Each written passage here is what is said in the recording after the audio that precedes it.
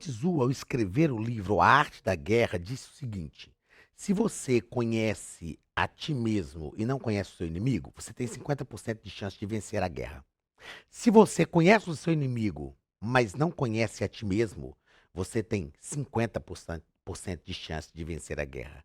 Mas se você conhece bem a ti mesmo e conhece bem o seu inimigo, você com certeza vai vencer a batalha. Na vida cristã, esse princípio se aplica com muita propriedade. Precisamos conhecer a nós mesmos, mas precisamos também conhecer o nosso inimigo. Entender que o nosso inimigo, ele visa roubar, matar e destruir.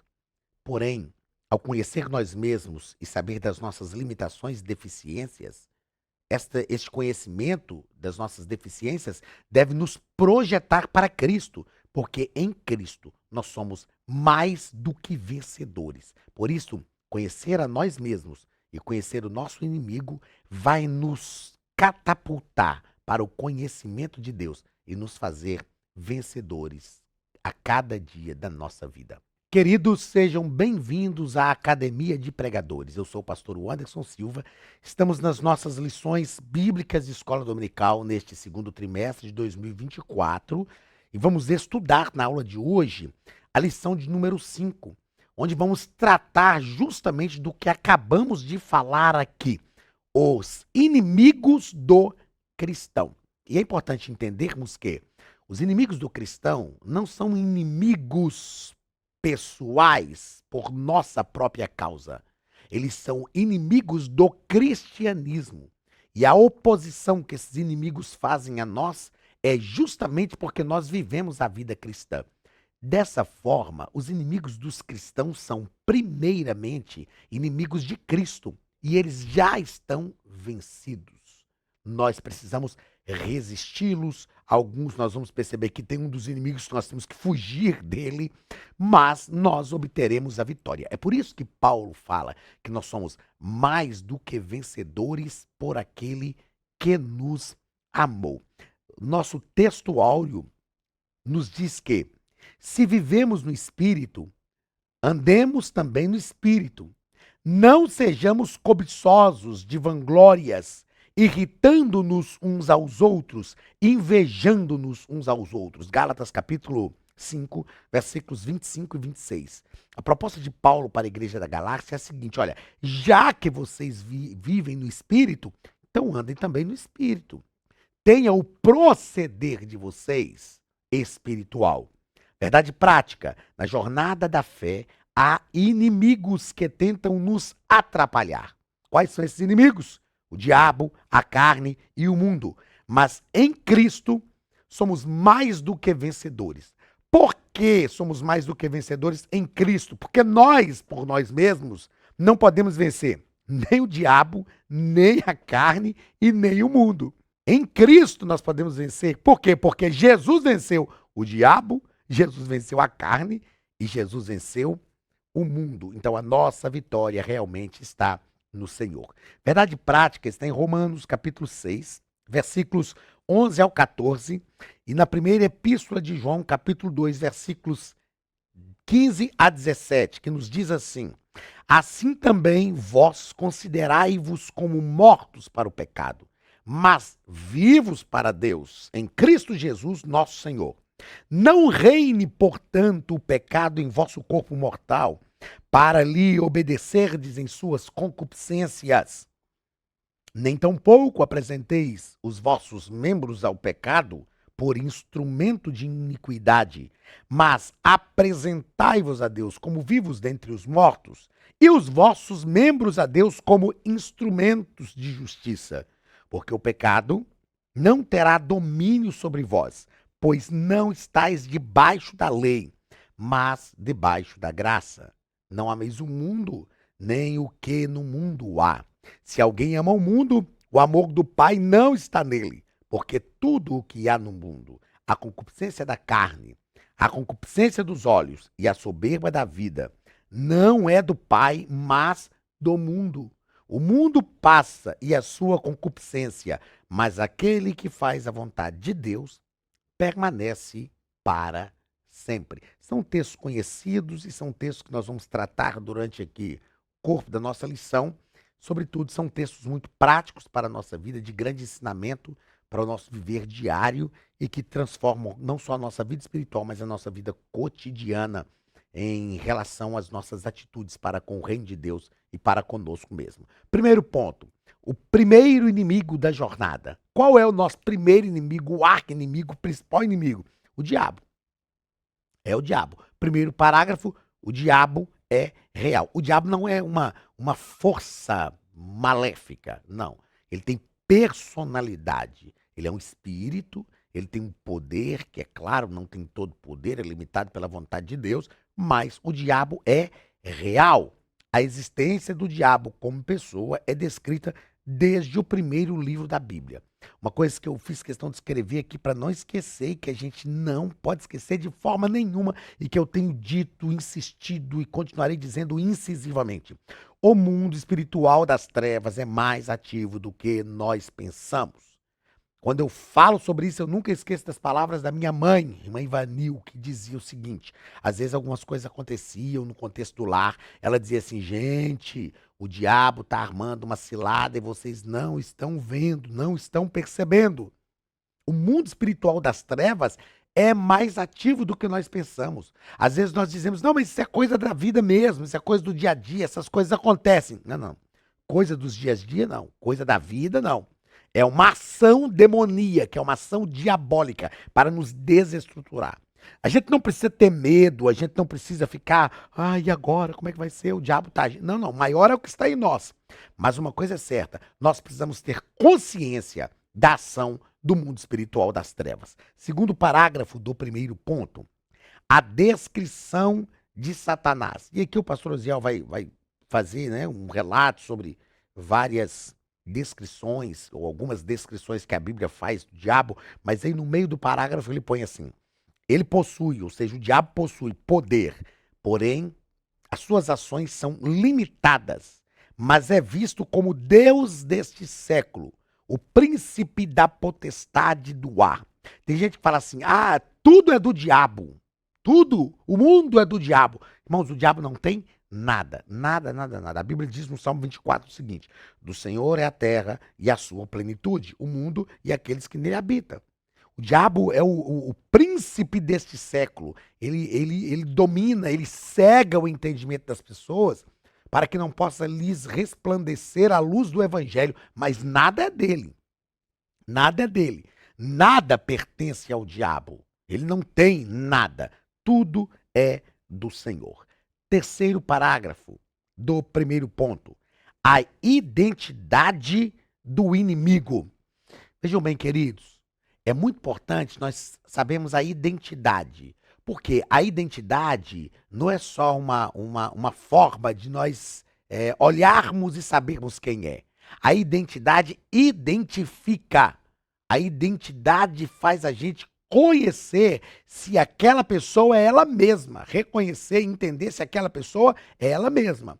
Então é importante, esse ponto aqui é importante para a gente nesse primeiro ponto da lição, esse parágrafo é muito importante nesse primeiro ponto da lição, porque aqui nós conseguimos identificar. Como é que a gente identifica? Se a gente conhece a identidade, a gente identifica as ações. Então, eu preciso entender qual é a identidade do inimigo para que eu possa identificar que ele realmente está agindo. E aqui nós temos algumas identificações do inimigo de Deus, do diabo, de Satanás, do inimigo das nossas almas. Serpente. Primeiro, aqui a serpente refere-se à sua sagacidade, à sua astúcia, à forma como ele faz, envolvente. O diabo é a serpente. Satanás, que é mencionado 52 vezes na palavra de Deus, é o adversário ou opositor. Então, Satanás, a palavra quer dizer adversário, opositor, ele se opõe, mesmo sabendo que já está derrotado, ele se opõe. Outra identidade, o diabo. O termo diabo, que aparece 35 vezes, é acusador. Ele é o acusador dos filhos de Deus. E tem gente que fica dando ouvido para o que o diabo fala. Uma vez um aluno falou comigo na classe, estava lecionando eclesiologia e falando sobre essas igrejas que faz o culto, que entrevista o diabo, essa coisa toda. Aí um aluno era de uma igreja dessa, neopentecostal, e ele falou assim, mas a gente tem que conversar com o diabo para saber quais são os planos dele. Eu falei, sério? Sério que você não acredita que Deus nos faz entender? A palavra de Deus já nos fala qual é o plano do diabo, roubar, matar e destruir? Outra coisa, você vai acreditar no que o diabo está falando? É isso mesmo? Ele é acusador.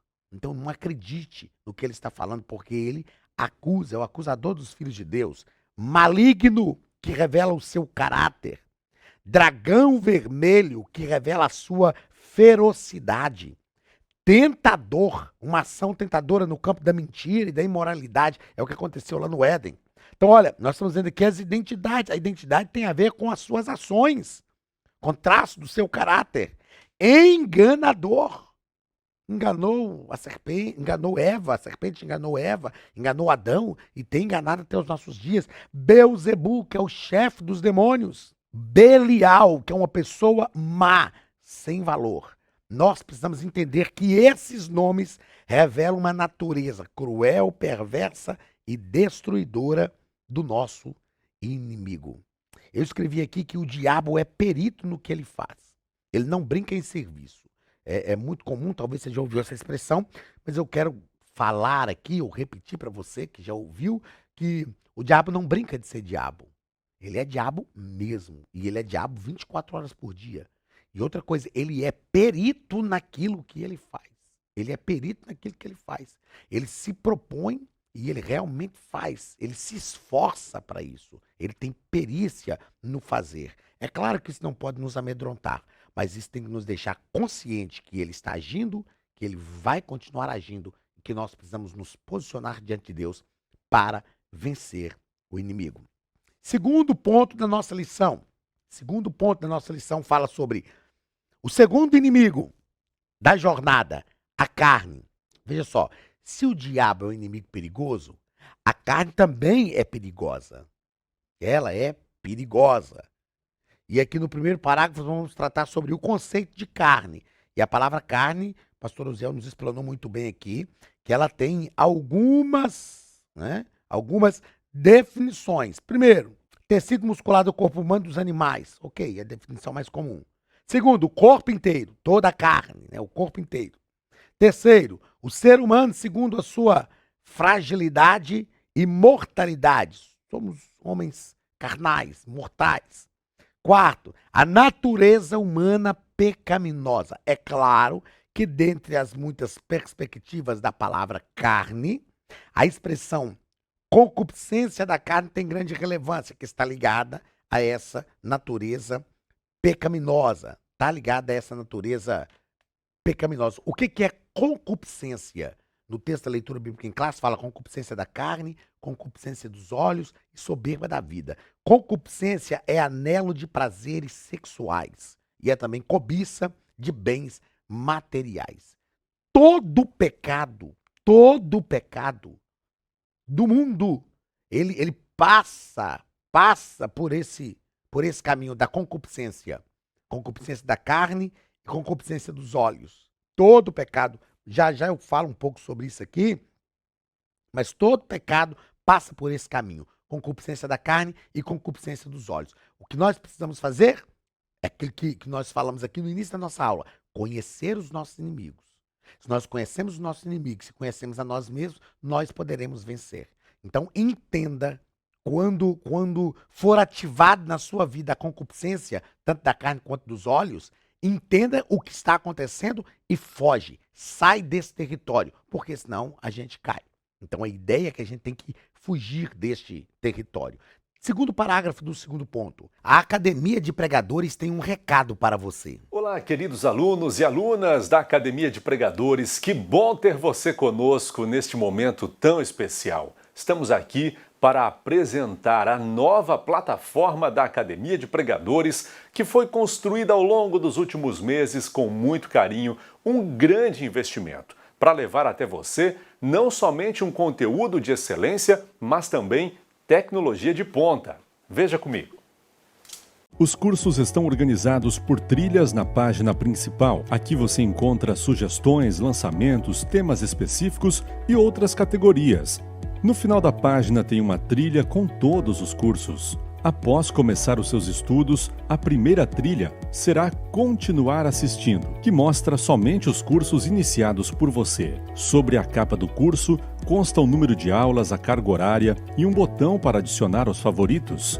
Nesta seta, você pode expandir e ver um vídeo de introdução. Para fazer login, clique no avatar no canto superior direito e insira o seu e-mail e senha usados no cadastro. Caso tenha esquecido a senha, é só clicar neste link, preencher o e-mail cadastrado e a senha será enviada.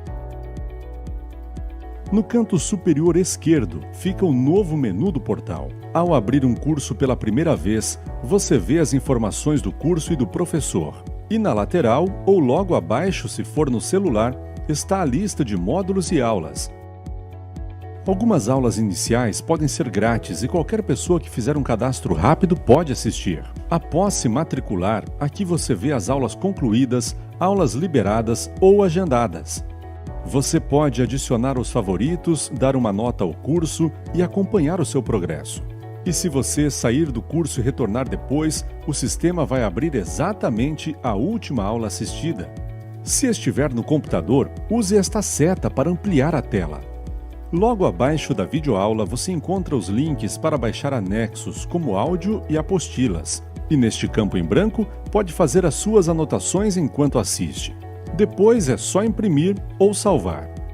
Quando terminar o curso, clique no botão Emitir meu certificado e ele será gerado automaticamente no mesmo instante e sem custo. Clicando no avatar, você tem acesso ao seu perfil e histórico de pagamento. Em Meus Cartões, pode adicionar um novo cartão de crédito para fazer o pagamento do seu plano. Se você já era nosso aluno e seu cartão não aparece aqui, adicione um cartão na nova plataforma. Então aproveite as novidades e clique em Assine Agora. Escolha um dos planos, venha para a Academia de Pregadores, a maior escola bíblica online do Brasil.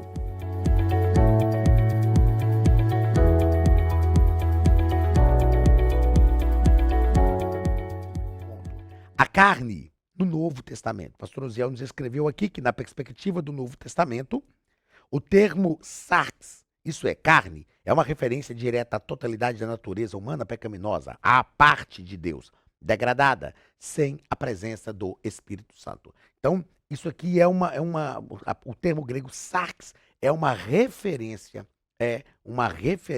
no Novo Testamento a essa natureza pecaminosa. 1 Coríntios, capítulo 9, versículos 25 a 27. Eu vou ler esse texto porque ele é importante para a gente dentro dessa ideia da natureza pecaminosa. 1 Coríntios, capítulo 9, versículos 25 a 27. Nos diz assim: todo atleta em tudo se domina. Os atletas, para alcançar uma coroa corruptível. Nós, porém, a incorruptível. Então perceba que Paulo vai começar a tratar aqui, ele está tratando, dessa liberdade cristã, e ele vai falar sobre ter domínio. Então a natureza carnal tem que ser dominada. Versículo 26. Assim corro também eu, não sem meta. Assim luto, não como desferindo golpes no ar, mas esmurro o meu corpo. É claro que isso não é literalmente, isso não é autoflagelamento, não. Isso é sentido metafórico. Mas esmurro o meu corpo e o reduzo à escravidão, para que, tendo pregado a outros, não venha eu mesmo ser desqualificado. O que eu quero que você entenda com isso, que a carne tem que ser subjugada. A carne tem que ser subjugada. A gente tem que. Eu estava falando um dia desses sobre isso, num CAPED lá em Franca e também no Pará, estava dizendo aos irmãos o seguinte: a gente precisa pegar a carne, sabe quando o menino faz bagunça, sai do lugar que a mãe pega o menino, ou o pai balança ele assim, ó, fala, senta aqui, eu já falei pra você ficar aqui, fica aqui. A gente tem que pegar a carne e aprisioná-la a Cristo, subjugá-la. Fala, não, você não vai ter domínio, eu não vou deixar que você realmente conquiste espaço. Se você permitir que a sua carne conquiste espaço, ela vai te derrotar. Ela vai te derrotar. Nós precisamos ser senhores das nossas vontades. E a palavra de Deus nos ensina que isso é possível através do fruto do Espírito, domínio próprio. Nós precisamos dominar a carne, ser senhores da nossa vontade. Terceiro parágrafo do primeiro ponto, a perspectiva doutrinária da palavra carne. Doutrinariamente, a carne é a natureza humana depois da queda de Adão. Então, após a queda, o ser humano passou a manifestar uma tendência natural para o pecado. Natural. Depois leia Gênesis capítulo 3, versículo 6 e Gênesis capítulo 8, versículo 21. Deus fala que o ser humano é mau no 8 e 21. Então fala que ele é mau desde a sua meninice, desde a sua infância. O ser humano tem uma tendência natural para o pecado. Maldade, naturalmente. Nós precisamos ter esta ideia, nós precisamos ter esta consciência e amadurecer de forma que nós conduzamos a nossa vontade, os nossos desejos, conduzamos o nosso querer para Cristo. E aí sim, nós conseguiremos ser livres, conseguiremos viver de forma plena o Evangelho. Vamos ao terceiro e último ponto da nossa lição. O terceiro inimigo da jornada, o mundo.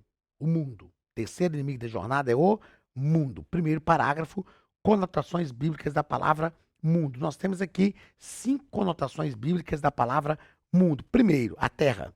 Criou Deus os céus e a terra. O mundo foi criado por Deus. O salmista, Salmo 24, nós estamos aqui agora há pouco, do Senhor é a terra e a sua plenitude, ou seja, o mundo.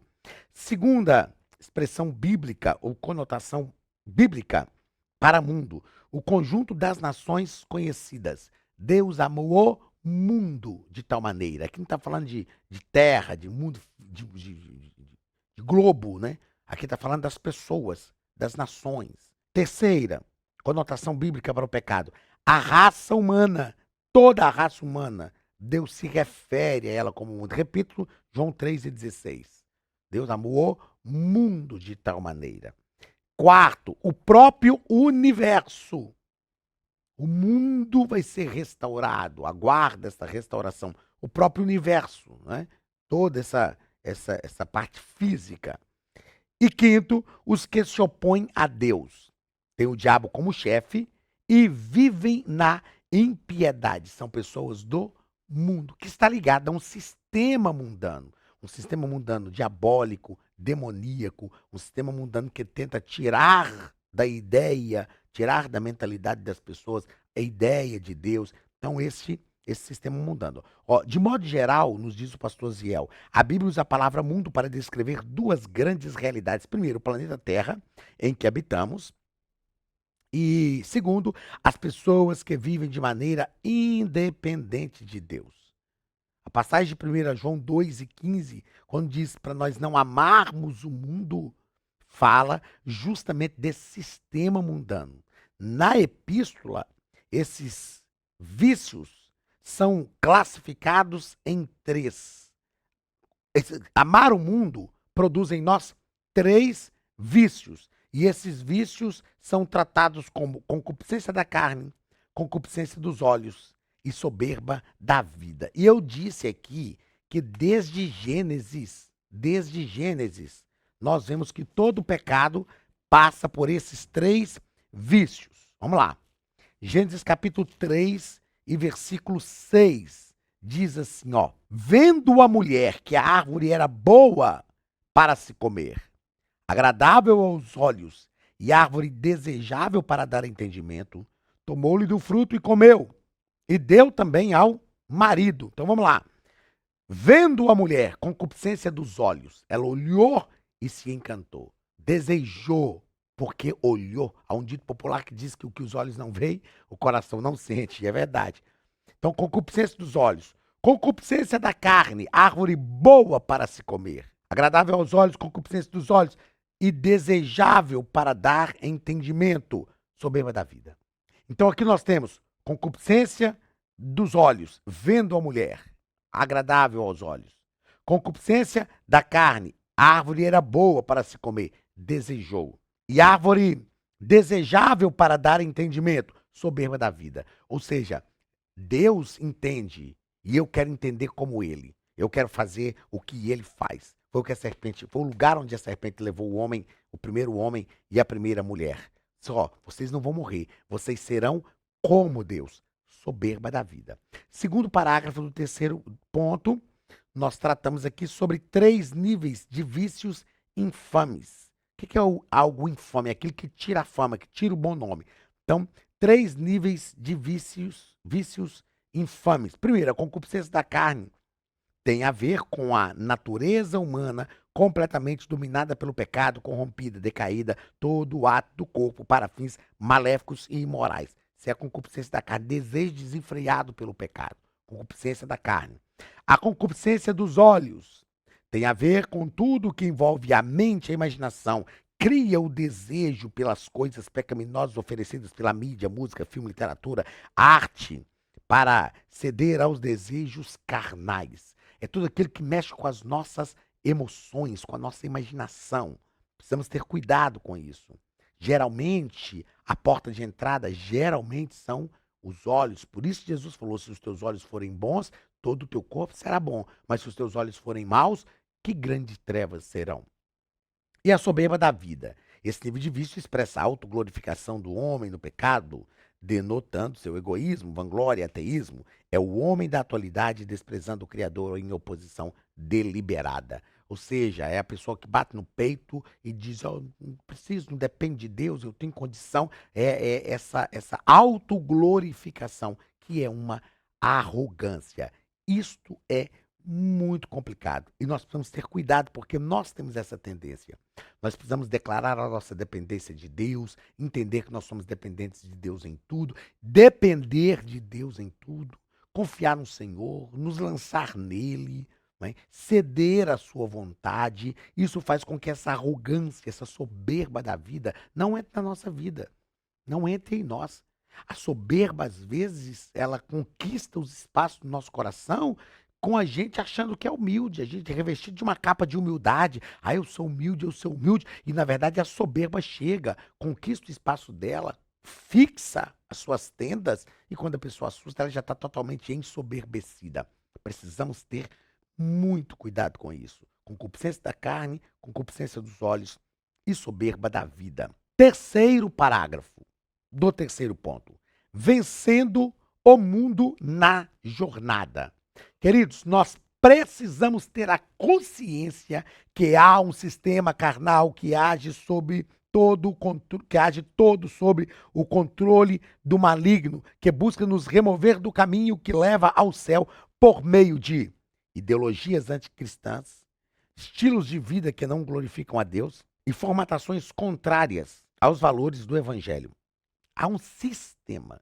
O que é um sistema? É um conjunto de fatores que se organizam para dar funcionalidade a alguma coisa. Isso é um sistema.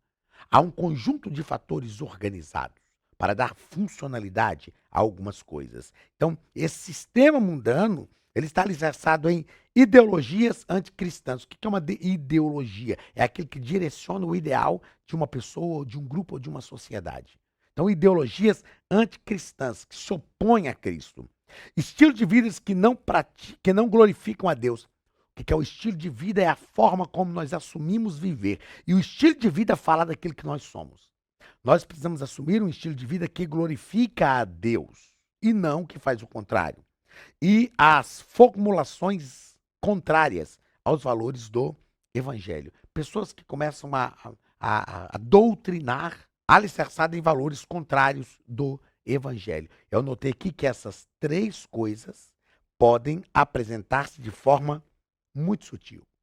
Muito sutil. Uma das estratégias do diabo hoje são as suas sutilezas. E ele é sutil. O que é uma sutileza? É algo quase que imperceptível. Quase que imperceptível. E o diabo muitas vezes age de forma sutil. Nós precisamos estar atentos, precisamos que o Espírito Santo ative em nós esse radar espiritual para a gente não se perder, mesmo sem perceber. Para nós não nos perdermos sem perceber ao longo do caminho. Vamos a 3 considerações que eu julgo ser importantes no final aqui da nossa aula. Tiago, capítulo 4, versículo 7 diz assim: resisti ao diabo, sujeitai-vos, pois, a Deus. Resisti ao diabo e ele fugirá de vós. O diabo é o nosso principal inimigo. Sujeitai-vos, pois, a Deus. Resisti ao diabo, e ele fugirá de vós. E eu fiz questão de escrever aqui uma frase, que eu já publiquei um dia desse, dizendo que resistir ao diabo sem se sujeitar a Deus é suicídio espiritual. Olha o que o Tiago diz: sujeitai-vos, pois, a Deus. Resistir ao diabo e ele fugirá de vós. O problema é que tem pessoas que querem resistir ao diabo sem se sujeitar a Deus. E o diabo não vai respeitar isso. Porque nós não somos páreo para o diabo. Mas o Senhor Jesus é o nosso Deus, sim. Então, a nossa sujeição, o que é sujeitar? É colocar-se voluntariamente debaixo da vontade de outrem. Quando nós nos colocamos debaixo da vontade de Deus e resistimos ao diabo, não é só se colocar debaixo da vontade de Deus. É se colocar debaixo da vontade de Deus e resistir ao diabo. São duas coisas distintas e que precisam ser feitas. Segunda consideração importante: a natureza carnal é o mais inerente, é o mal. A natureza carnal é o mal inerente a nós mesmos. E precisamos ter cuidado para não nos acostumarmos com ela. Ah, não, isso é assim mesmo, eu era assim mesmo. Meu pai era assim, meu avô era assim, meu bisavô era assim. Então eu sou assim mesmo. Entenda que a natureza carnal é o mal inerente a nós. E nós precisamos realmente ter cuidado para não nos acostumarmos com ela. Senão achamos que é coisa natural e, na verdade, é algo que o inimigo está fazendo. Cuidado com a sua natureza carnal. Não se acostume com ela. E terceira consideração importante: nossa carne precisa ser aprisionada. Eu falei um pouco disso aqui. Nossa carne precisa ser aprisionada todos os dias e ser cotidianamente ou todos os dias confrontada com a palavra de Deus e aprisionada a Cristo. A nossa carne precisa ser aprisionada a Cristo todos os dias, confrontada com a palavra de Deus. Todo dia, gente, todo dia a gente tem que fazer isso. Todo dia a gente tem que aprisionar a nossa carne a Cristo, confrontar a nossa carne com a palavra de Deus e falar com ela: você vai servir ao Senhor. Você vai adorar ao Senhor. Você vai aprender a ter prazer nas coisas de Deus. É isso que Deus tem para nós. Isto é vitorioso e magnífico para a nossa vida. Chegamos ao final da nossa aula. Na semana que vem estaremos aqui estudando a lição de número 6, tratando sobre as nossas armas espirituais. Veja só, na lição de hoje tratamos sobre os nossos inimigos. Na semana que vem vamos tratar sobre as nossas armas. Já que você agora conhece os inimigos, você pode utilizar-se das armas certas, porque com certeza você vai vencer todos os inimigos da sua vida cristã e da nossa jornada para o céu. Deus te abençoe. Um grande abraço do pastor Anderson Silva, da Academia de Pregadores, e até a semana que vem, em nome de Jesus.